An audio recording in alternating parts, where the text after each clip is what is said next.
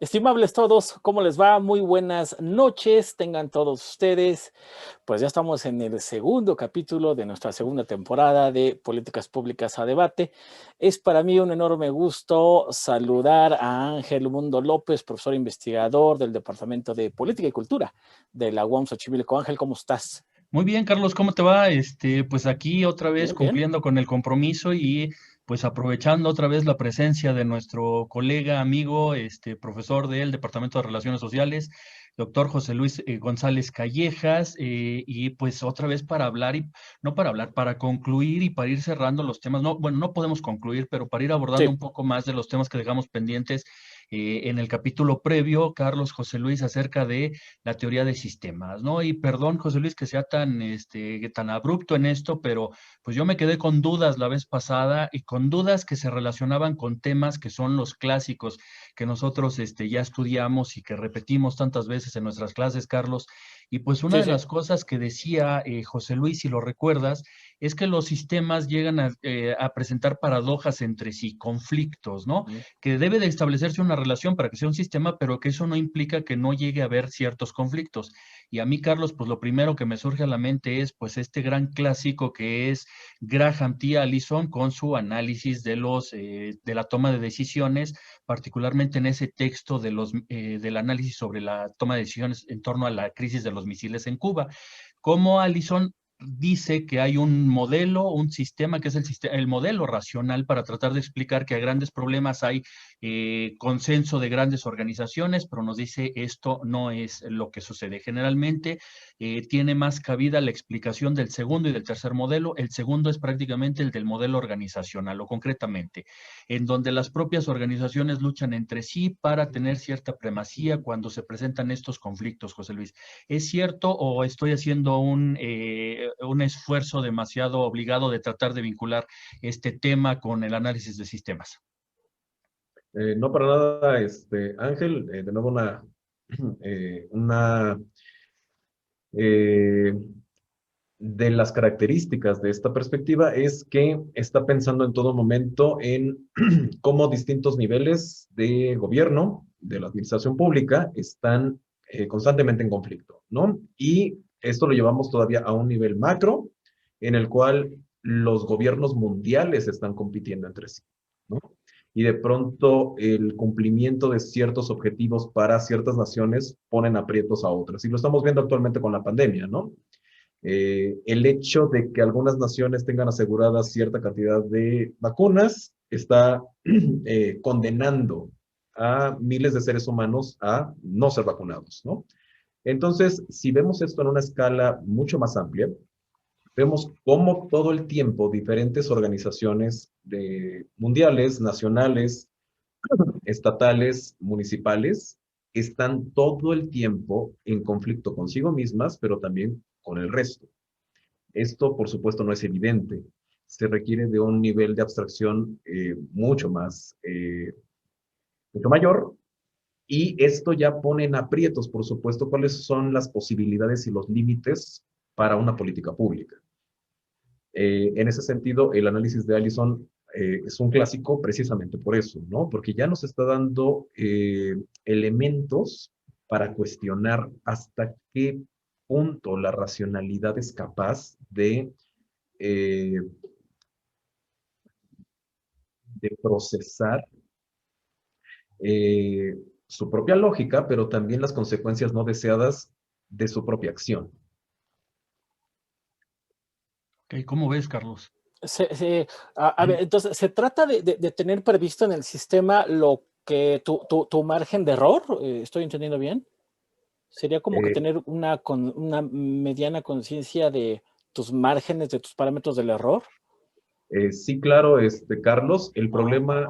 el problema como dice Luhmann, es que lo único que sabemos sobre el futuro es que será diferente. Ujú, ujú, No ujú. sabemos nada más, ¿no?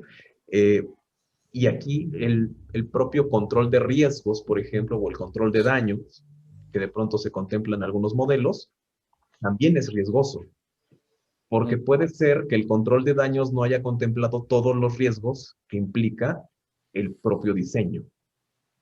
Entonces, por supuesto, esto esta perspectiva de teoría de sistemas, cuando se le propone a los estudiosos de las políticas públicas, como son ustedes dos, pues de pronto debe de ser algo, Gracias. eh, sí, claro, eh, bastante fuerte, ¿no? Porque de pronto es como, entonces, ¿cuál es el sentido de diseñar una política Ujú, pública, ¿no? ujú. Claro, no sé, Ángel, cómo veas, pero José Luis, a mí me salta a la vista no solamente esta referencia a Allison, que por cierto, si no mal recuerdo, Ángel, corrígeme, todavía está vivo Graham Allison, y su último gran libro aborda sobre la trampa de Tucídides, ¿no? Sobre todo porque ahorita esto que decías eh, de que decía Luhmann que lo único certero del futuro es que va a ser diferente, pues me recordó este debate Heráclito Parménides, ¿no? Que muy presente en Claro. Aristóteles, y que muchos de estos modelos de la antigüedad no lo estamos retomando actualmente, pero Graham Allison es un estupendo conocedor de Tucídides y genera un modelo llamado la trampa de Tucídides para explicar el orden mundial, ni más ni menos, ¿no? Entonces creo que estamos viendo el mundo de una manera muy sesgada, ¿no? Pero entonces, eh, a colación, vaya, lo que quiero decir es que el diseño, la implementación, la evaluación, la elaboración de diagnósticos de política pública deberían de ser más conscientes de sus propios límites, de su finitud. Nos estás diciendo entonces, José Luis, que en política pública a veces estamos pecando de omniabarcantes, de que como ya diseñamos una política pública, esta política pública se tiene que ejecutar tal como está diseñada y si no, pues alguien está mal, ¿no? Entonces, nos estás invitando vía la teoría de sistemas a reconocer las propias contradicciones implícitas en toda acción de gobierno, llámese diagnósticos, llámese diseño, llámese implementación. ¿Eso es lo que nos estás tratando de decir? Hasta la evaluación, Carlos, ¿Mm? ¿no? Sí, sí, porque digo, el evaluador dice, es que ya evalué, ¿y dónde está mi posición en el trono? ¿No? ¿Mm? Dices, no, no, espérame, pues es que hay cosas más específicas a las cuales aludir, ¿no? Que la teoría del sistema corrige. ¿Estoy entendiendo bien? Sí, claro, Carlos, pero además es algo que no, digamos, no es novedoso en el sentido cronológico.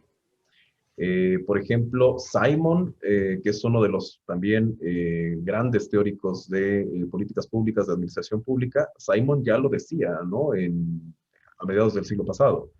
La racionalidad tiene límites y, digamos, la teoría de sistemas lo que está haciendo es simplemente llevar el razonamiento a sus últimas consecuencias.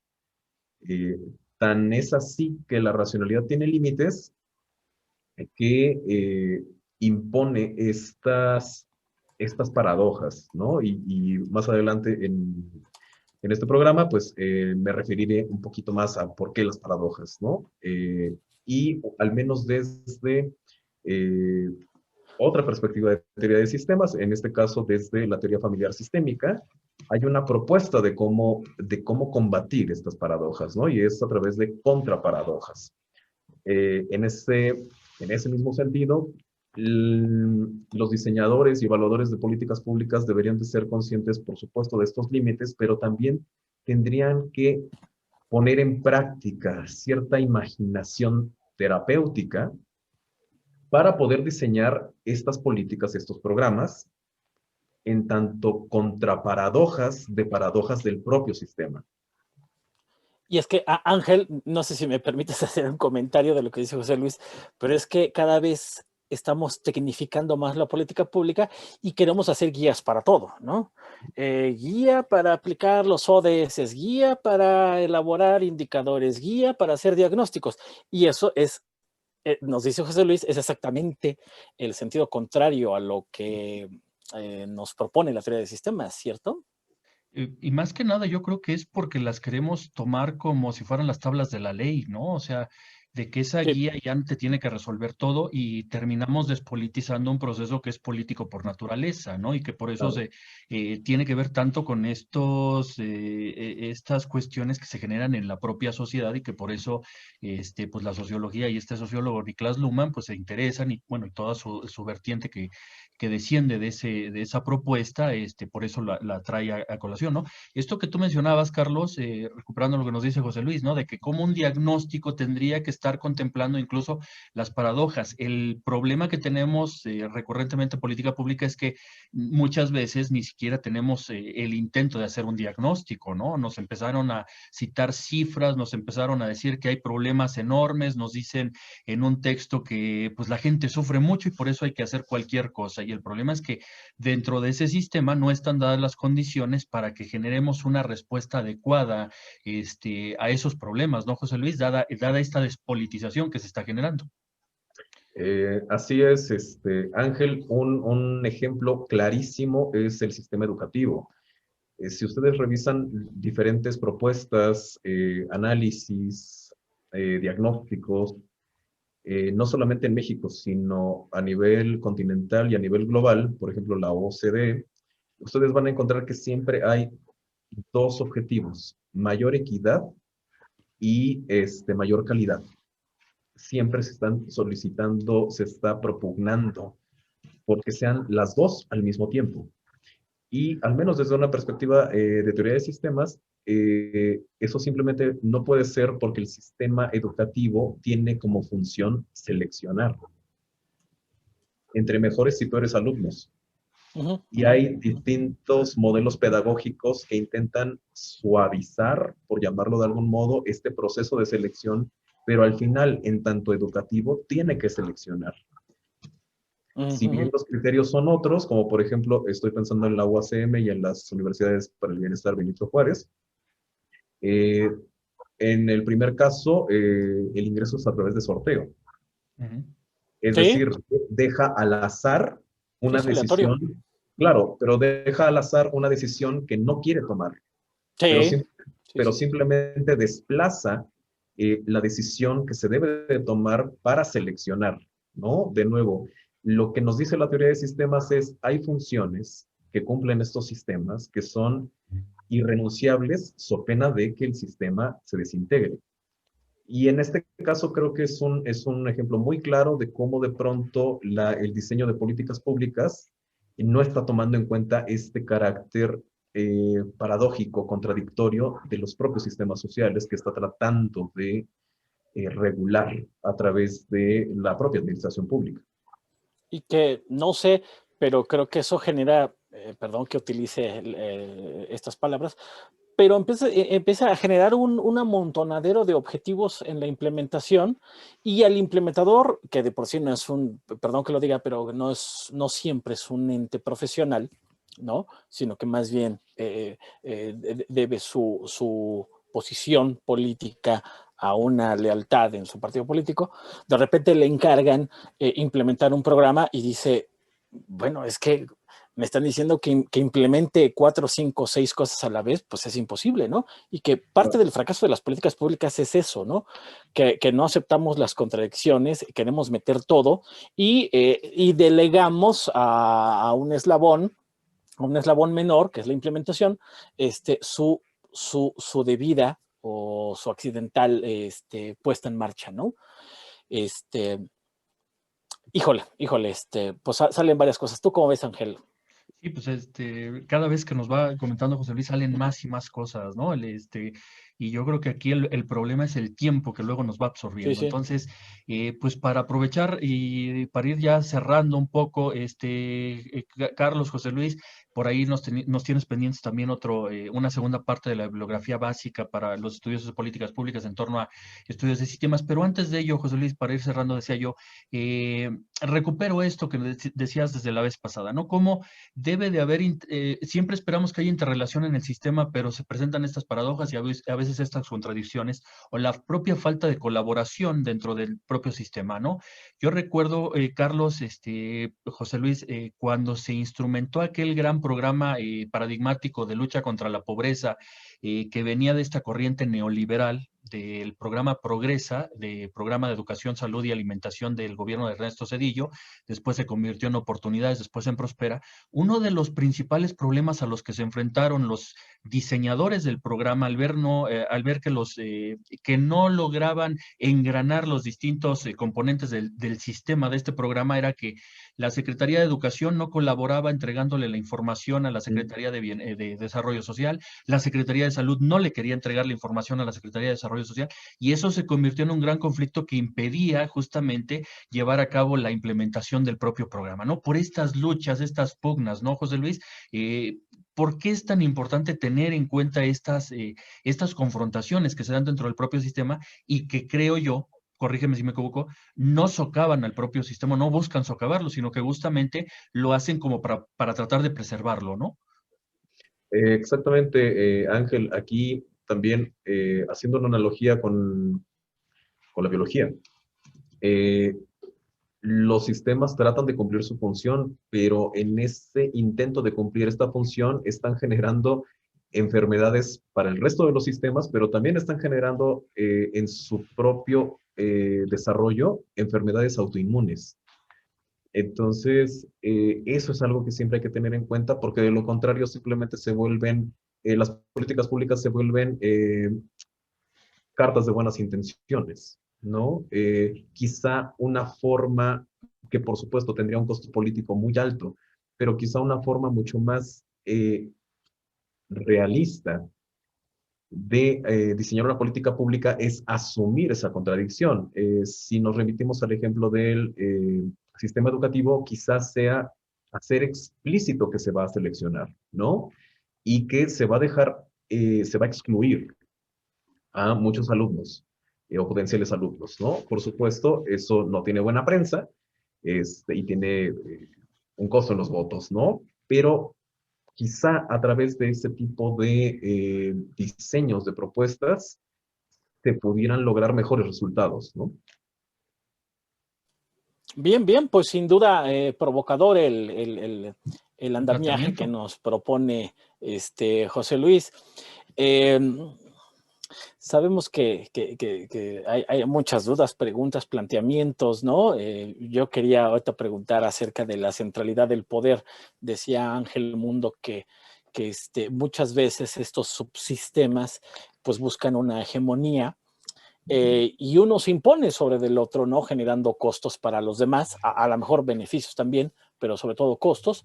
Entonces yo quería preguntarle a José Luis, pero tal vez lo dejamos en la agenda, qué tan pertinente es en una teoría del sistema el poder central o qué papel juega el poder central en una teoría de sistemas, ¿no?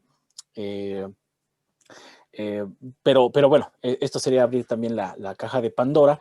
Y yo creo que, Ángel, si me lo permites, José Luis, pues podríamos pasar pues, a unas conclusiones generales de José Luis, ¿no? Tal vez, y pues que nos siga recomendando alguna literatura esencial o mínima para aquellas personas que estamos interesadas en el campo de la política pública y que deseamos un poco indagar sobre la teoría de sistemas. ¿Cómo ves, José Luis? Entonces, José Luis, si nos quieres dar una brevísima conclusión, digo, si eso es posible, y pasamos a la recomendación de los textos. Mi brevísima conclusión, simplemente una frase que también decía recurrentemente Niklas Luhmann, nec spe nec metu, sin esperanza y sin miedo, ¿no? Creo que eso es algo que todos los diseñadores de políticas públicas, los estudiosos de esta ciencia tan importante deberían de tener siempre presente. Y ya para acabar con las recomendaciones, tengo 3 textos. Que es de... Efectos perversos y orden social de Raymond Boudon. Ajá. ¿Editorial? Está en editorial Premia, si no mal recuerdo. Sí, Premia Editora. El segundo, que es también buenísimo, desde Teoría Familiar Sistémica. Es Al frente de la organización, Estrategia y Táctica de Mara Selvini Palazzoli y otros. Este está en editorial Paidós. Y finalmente, Organización y Decisión de Niklas Luhmann. Este es un volumen editado por Herder y la Universidad Iberoamericana. Y serían como los textos básicos que yo recomendaría para alguien que quiere adentrarse en esta perspectiva y relacionarlo con políticas públicas y con administración pública. Oye, Carlos, José Luis, perdón que interrumpa abruptamente, pero es que, digo, la pregunta que planteó Carlos es sumamente interesante y no sé si de manera muy sucinta, José Luis, o como para abrir boca para una segunda ocasión que tengamos oportunidad de coincidir, dinos algo acerca de esto que decía Carlos del poder, ¿no? En torno al sistema. De la centralidad del poder La en los centralidad. sistemas, ¿no? Pues básicamente, desde la perspectiva de Luhmann, el poder, el sistema político siempre, digamos, tiene más pretensiones que capacidad, ¿no? Para Luhmann, el sistema político tiene la pretensión de poder organizar al resto de sistemas cuando en realidad simplemente no puede, ¿no? Y creo que la situación de pandemia, las crisis económicas y todas las dificultades con las que se enfrenta el propio sistema político, creo que sí hacen problemática esta capacidad, ¿no? Sé que desde otras perspectivas analíticas, el Estado y el Estado en acción, que es propiamente la administración pública, son centrales y que si esto cae, cae todo lo demás, ¿no? Sin embargo, para la perspectiva de Luhmann, la teoría de sistemas, esto no necesariamente es así, ¿no? A fin de cuentas, el poder lo único que puede hacer es vincular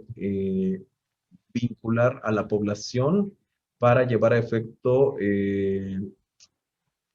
acciones colectivas, ¿no? Más allá de eso, no tiene mucho que hacer, ¿no? Entonces, de nuevo, sé que es bastante provocador, como bien dijo Carlos, pero sería como a bote pronto también la perspectiva que tendría la teoría de sistemas sobre el sistema político. Pues, José Luis, muchísimas gracias. Era Estupendo. indispensable que cerráramos con el tema, Carlos, porque Sí. no sabemos cuándo podamos volver a coincidir.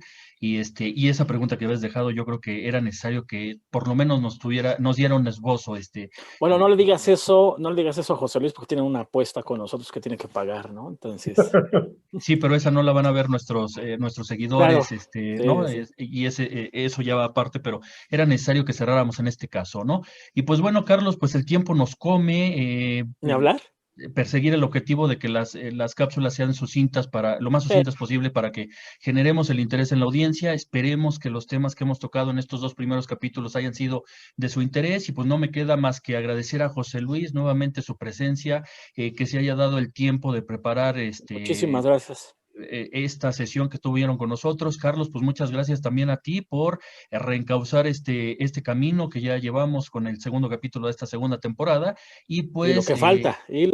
lo que falta. Entonces, esperemos que esto también le genere mayor interés a nuestros seguidores. Pues no olviden de darle like a nuestras redes sociales, síganos en Facebook, y en YouTube, en Políticas Públicas a Debate, y pues nos vemos hasta la próxima. Cuídense mucho. Gracias, José Luis. Nos vemos. Gracias, hasta luego. Chao. Chao.